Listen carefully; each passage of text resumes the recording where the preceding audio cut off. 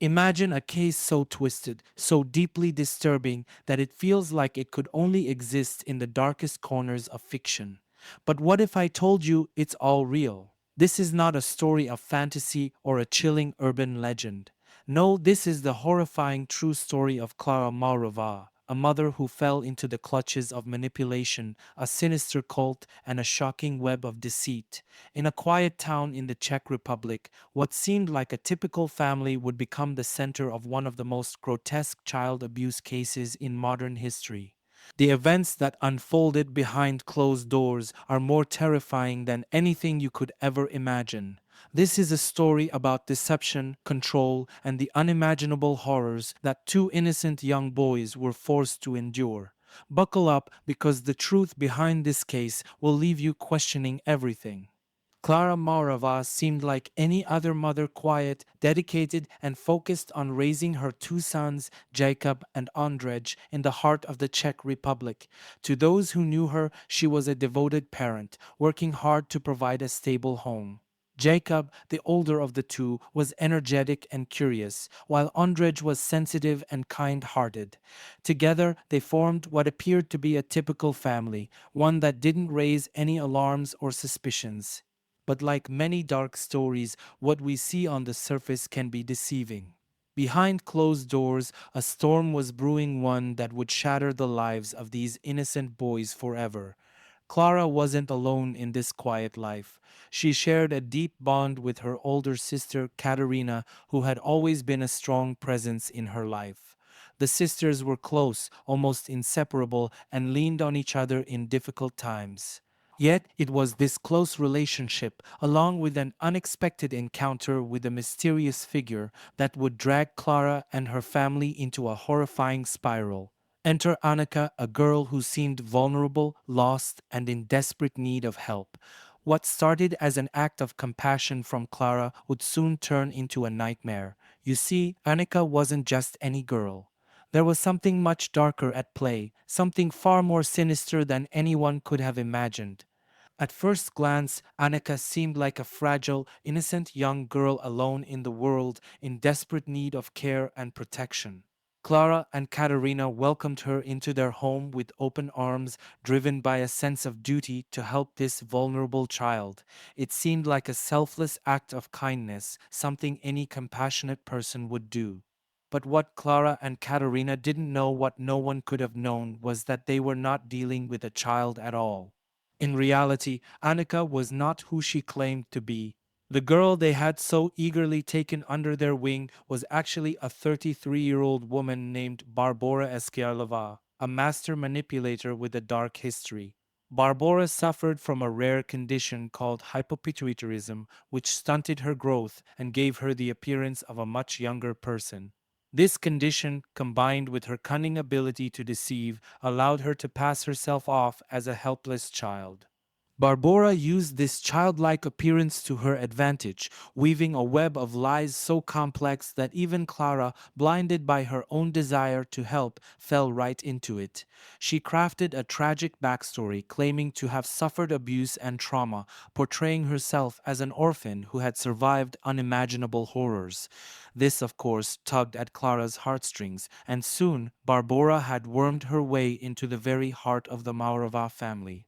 But as we'll come to see, Barbora's manipulation didn't end there. She wasn't just looking for shelter, she had far darker intentions, and her presence would become the catalyst for a nightmare beyond comprehension. Barbora Eskiarlova's deception was only the beginning of a much larger and more sinister scheme. Behind her innocent facade, there was something far darker lurking, an influence that would soon consume Clara's life and reshape her worldview entirely. You see, Barbora wasn't acting alone. She was deeply connected to a cult-like group whose beliefs were extreme and disturbing. Their ideology was built around the notion of purification through suffering, punishment, and strict control. And under their guidance, Clara's once gentle heart would be twisted beyond recognition. This cult had a powerful hold over both Barbora and, eventually, Klara and Katerina. The group believed that individuals, especially children, could be re educated through brutal discipline, transforming them into pure, obedient beings. The cruelty they endorsed was not just physical, it was psychological, intended to break a person down completely, stripping them of any sense of individuality or resistance. For Klara, who was already emotionally vulnerable, this belief system began to make sense under Barbora's manipulation.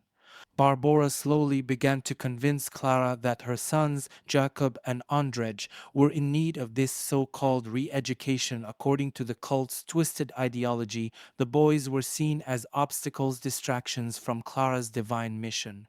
They were portrayed as unruly, disobedient, and in need of severe correction. Barbara, the woman who had once played the role of a vulnerable child, now took on the role of an authoritative figure guiding Klara into the darkness. What followed was a systematic breakdown of Clara's moral compass. Under Barbara's influence and with Katerina by her side, Klara became convinced that she was doing what was necessary, what was right. She no longer saw her children as innocent boys who needed love and care. Instead, she viewed them through the lens of the cult's dogma, as individuals who needed to be purified through pain and suffering. The control the cult exerted over Klara was chilling. Her devotion to their beliefs became so complete that she would soon commit unthinkable acts, all in the name of fulfilling what she believed was her higher calling. And at the center of it all was Barbara, pulling the strings, leading the family down a path of unimaginable horror. The descent into darkness for Jacob and Andrzej began slowly, but soon escalated into a nightmare that no child should ever endure. What started as subtle changes in their mother's behavior quickly turned into a horrifying pattern of abuse, an abuse that was relentless, calculated, and brutal. These two innocent boys, who had once known their mother's warmth, now faced a twisted version of her, a version molded by the manipulations of Barbara Eskiarlova and the sinister cult that controlled her. Under the cult's influence, Klara no longer saw her sons as children in need of love and guidance. Instead, they were problems broken beings who needed to be reformed through extreme measures. The once safe home Jacob and Andrzej lived in became their prison. They were locked in small, filthy cages, deprived of their basic humanity. Forced to stay inside these cages for hours, and sometimes days, they were denied food and water, subjected to a level of starvation that left them weak, frail, and utterly defenseless. The boys were not just physically imprisoned. The abuse went far beyond the confines of their cages. They were beaten repeatedly with objects like belts and sticks, their young bodies covered in bruises and scars that marked the cruelty they were subjected to. Klara, once their protector, now stood by as her sons were tortured not just by her hand, but by those who shared the cult's sick vision. Even when the beatings stopped, the psychological torture continued. The boys were isolated from the outside world, stripped of their dignity, and made to feel as though they were nothing more than obstacles in their mother's mission. Perhaps the most chilling aspect of this abuse was Clara's participation. Under the spell of Eskiarlova and the cult, she became an active player in her son's torment. She had been convinced that this cruelty was for their own good, that through pain they would be purified. It was this twisted belief that allowed her to justify the unspeakable acts she inflicted on Jacob and Andrzej. The nurturing mother they once knew had been replaced by someone unrecognizable, someone who no longer saw them as her children, but as burdens to be reformed through suffering. For months, the boys lived this waking nightmare, starved, beaten, and emotionally shattered, and all the while they had no way to escape. The people they should have been able to trust the most had become their captors, their abusers. It was a living hell that seemed to have no end. As if the relentless physical and psychological abuse wasn't enough, the cruelty inflicted on Jacob and Andrzej reached its most horrifying point during a disturbing ritual that defies all understanding of humanity. This was no ordinary punishment. It was an act so grotesque, so deeply unnatural, that it left a permanent scar on the very souls of these young boys. It was the moment when the line between discipline and ritualistic torture was crossed, a line that can never be uncrossed. Klara, fully immersed in the cult's twisted ideology by this point, was led to believe that for her sons to be truly purified, they needed to endure one final act of brutality. The cult's instructions were clear. Klara had to physically harm her child in the most intimate and horrifying way. She was told to cut a piece of flesh from her son Andrej's body. This act wasn't just meant to punish, it was intended to serve as a ritualistic offering, a symbol of the cult's control over the Mauerova family.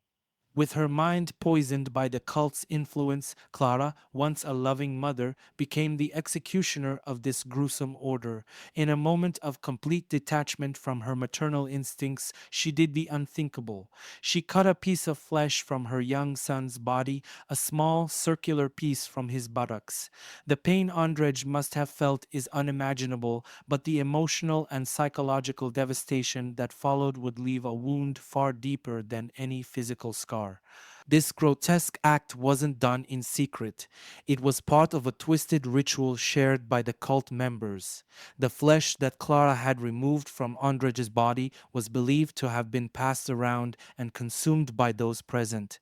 Whether this was meant to symbolize power, control, or some perverse form of loyalty to the cult's beliefs, it remains one of the most horrifying aspects of this case.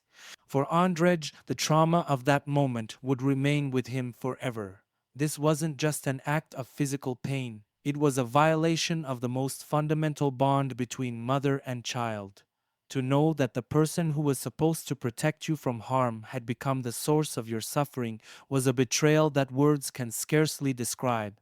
For Jacob, who witnessed the abuse, the psychological torment was no less severe.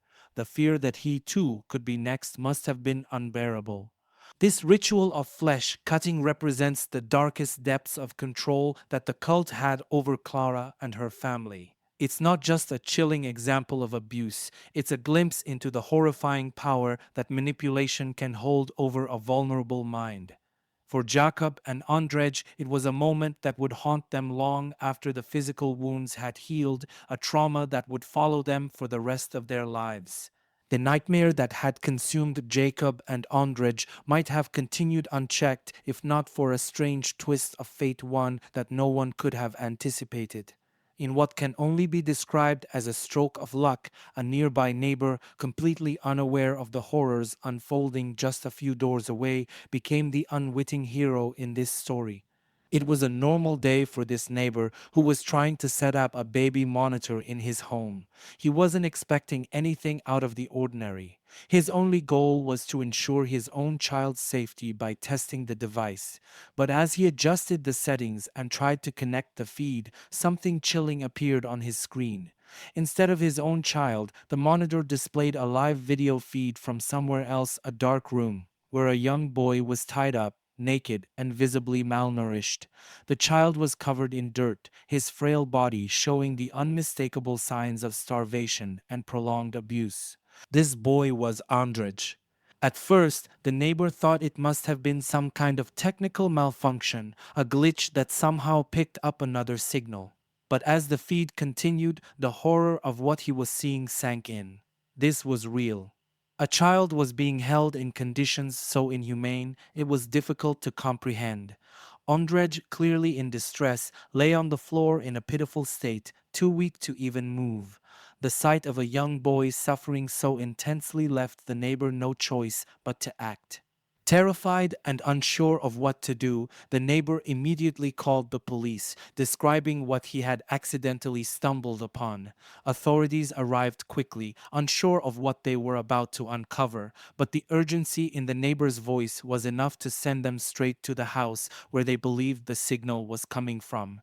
As they approached Clara's home, they heard faint sounds of music, a noise that matched what the neighbor had reported hearing through the baby monitor feed. When they knocked on the door, Klara answered, calm and composed. She insisted that nothing was wrong, that there were no children in distress inside. But the police, now on high alert, pushed past her and began their search. What they found was far worse than anything they could have imagined. Locked in a small cupboard under the stairs, they discovered Andrej naked, tied up, and lying in his own filth. His tiny body was covered in scars, bruises, and sores, a testament to the months of horrific abuse he had endured. The police immediately freed him, and as they carried him out of the house, they saw Jacob, who had also been subjected to the same cruelty, though he had not been in the cupboard at that moment. It was the end of a nightmare for the boys, but the beginning of the investigation that would unravel the full extent of what had happened. This accidental discovery, made by a neighbor who just happened to pick up the wrong signal, was the key that unlocked the truth behind Klara Mauerova's terrifying household. The discovery of Ondrej in such a pitiful state marked the beginning of a cascade of events that would shock not only the Czech Republic but the world. Once the police had rescued both boys, it didn't take long for the web of lies and manipulation to begin unraveling. Klara Mauerová, her sister Katerina, and the enigmatic Annika were all arrested, but what the authorities uncovered in the days that followed was far more twisted than anyone could have imagined. At first, the charges seemed straightforward: child abuse, neglect, and imprisonment. But as investigators dug deeper, the full extent of the cult's influence and the horrific details of the boys' torment became chillingly clear. The Mauerova sisters were not just cruel caretakers, they had been under the powerful sway of a twisted belief system that advocated brutal discipline as a means of purification. But even more shocking than the revelations about the cult was the truth about Annika. During the trial, the world was stunned to learn that Annika, the helpless little girl Klara had adopted, was in fact Barbora Eskiarlova, a 33-year-old woman. Eskiarlova's rare condition, which caused her to appear much younger than her actual age, had allowed her to deceive Klara and Katerina for years. The level of manipulation was staggering. Eskiarlova had fabricated a tragic backstory, playing on Klara's vulnerabilities, and had successfully inserted herself into their lives not as an innocent child, but as a key figure orchestrating the abuse of Jacob and Ondrej. In court, this revelation left everyone in disbelief. How could a grown woman, posing as a child, have controlled the lives of these sisters so completely? And what role did the mysterious cult play in all of this? As the prosecution laid out the evidence, the horrifying details of the abuse were brought to light: how the boys had been caged, starved, beaten, and subjected to cruel rituals, all under the guise of re-education. But perhaps the most damning moment came when the truth about the flesh-cutting ritual was revealed. The court heard how Klara, under the cult's instructions, had been convinced to cut a piece of flesh from her own son, Andrej.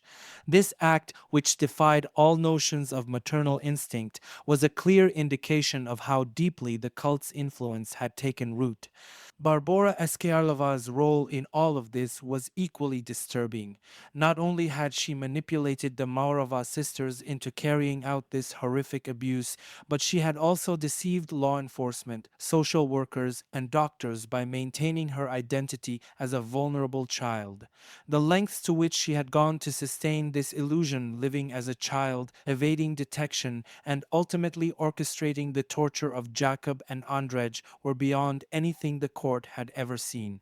As the trial progressed, the defense attempted to argue that Klara and Katerina had been victims of Eskiarlova's manipulation, but the sheer brutality of their actions was undeniable.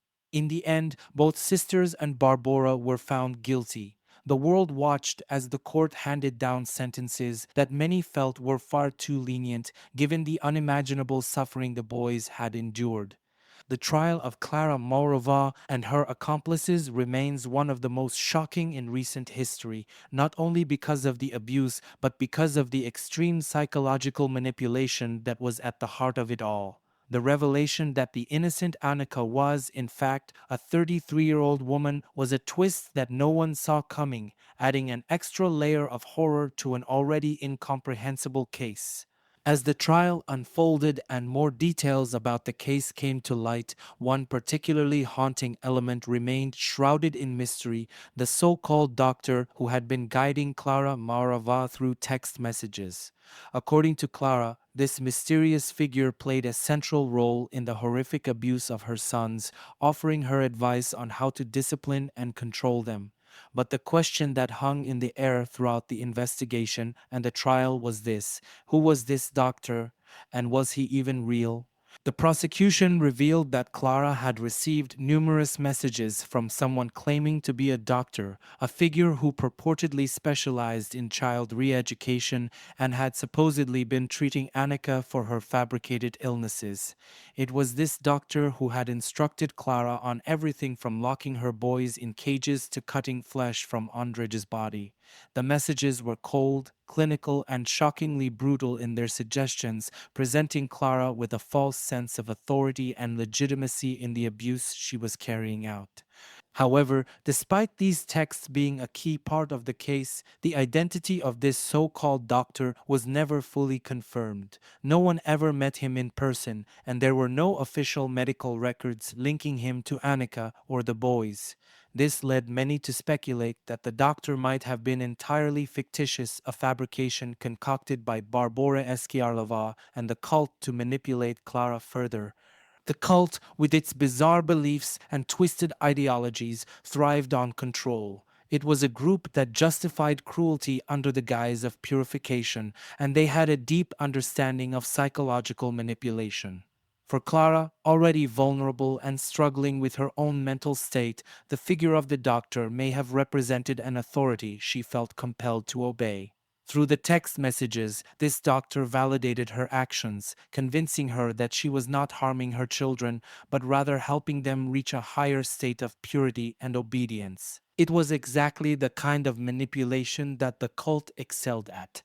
It's possible that Eskiarlova herself or other cult members were behind these messages, posing as the doctor to further entrench their control over Klara. The fact that Eskiarlova had already gone to such extreme lengths to deceive those around her, posing as a child, fabricating illnesses, and constructing elaborate backstories, suggests that creating a fictitious figure of authority would not have been beyond her capabilities. Whether or not the doctor was real became irrelevant to Klara as she followed the orders, believing she was acting in accordance with some higher power.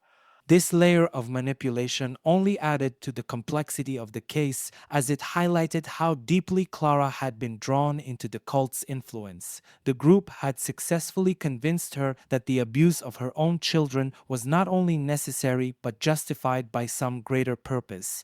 And at the center of it all was this mysterious figure whose identity remains one of the many unanswered questions in this tragic case. The role of the cult in orchestrating this horror cannot be understated. Their twisted beliefs and practices created a psychological environment in which cruelty was not only tolerated but encouraged. And through a combination of isolation, manipulation, and control, they turned Klara from a loving mother into an agent of their dark agenda. The figure of the doctor, whether real or fictional, was just another tool in their arsenal of manipulation. As the trial concluded and the sentences were handed down, the public was left in shock not just by the horrific details of the case, but by the perceived lack of justice.